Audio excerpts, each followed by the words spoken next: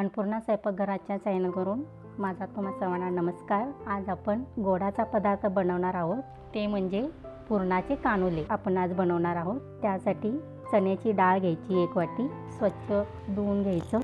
1 वाटी चण्याची डाळ घेऊन स्वच्छ धुवून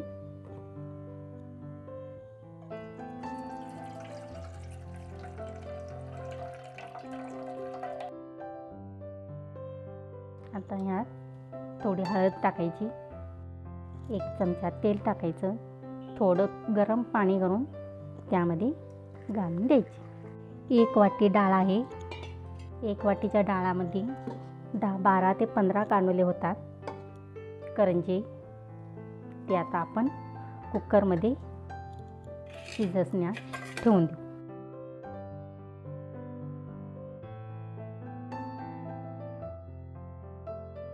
5 ते 6 शिट्या करायच्या, म्हणजे डाळ चांगली शिजायला पाहिजे। ठेवून द्यायचा, 5 ते 6 शिट्या करून घ्या, म्हणजे डाळ चांगली शिजते।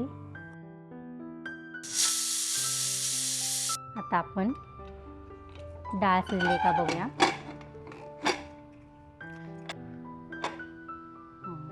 अशी डाळ शिजली पाहिजे, मऊ छान शिजलेली आहे ना। ही डाळ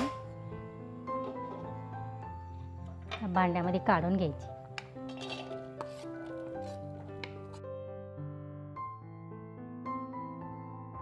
आपण 1 वाटी डाळ घेतलेली, त्यामध्ये अर्धा वाटीच्या वर गूळ घालायचा।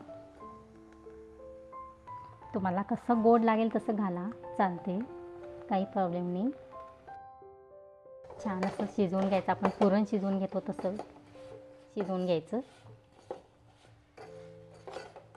गूळ घातल्यानंतर डाळ ही पातळ होते, थोडं घट्ट होईपर्यंत जरा शिजवून घ्यायचं। गूळ सगळा विरघळला पाहिजे, छान घट्ट झालं म्हणजे आपल्याला पोळीमध्ये भरता येतं। त्यामध्ये थोडा ओला नारळाचा कीस घालायचा, 3 ते 4 चमचे घातला तरी चालतो, आवडीनुसार घाला, छानच लागतं। नंतर वेलदोड्याची आणि जायफळाची पूड आहे, ती पण घालायची आणि चांगलं मिक्स करून घ्यायचं। छान असं घट्ट व्हायला हवं। आता कमीत कमी 5 मिनिटं असं आपण फिरवून शिजवून घ्यायचं।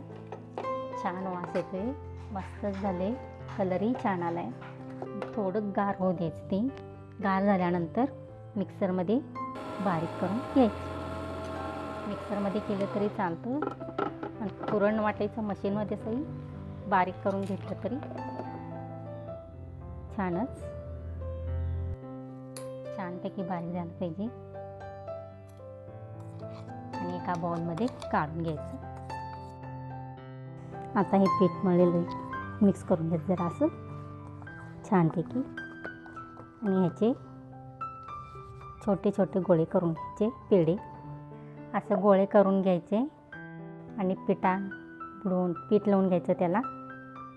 आणि असे आपण करंजीचे पाने लाटतो ना, तसं लाटून घ्यायचे, आणि त्यामध्ये हे पुरण भरून घ्यायचं। असे भरून घेऊन छान दाबून घ्यायचे, ह्याची कडा फुटता कामा नये, छान दाबून घ्यायचे असं। हे तर आपलं तेल बाद होतं, तेलात सगळं पसरवून जाते ना, तेव्हा असं छान दाबून घ्यायचे।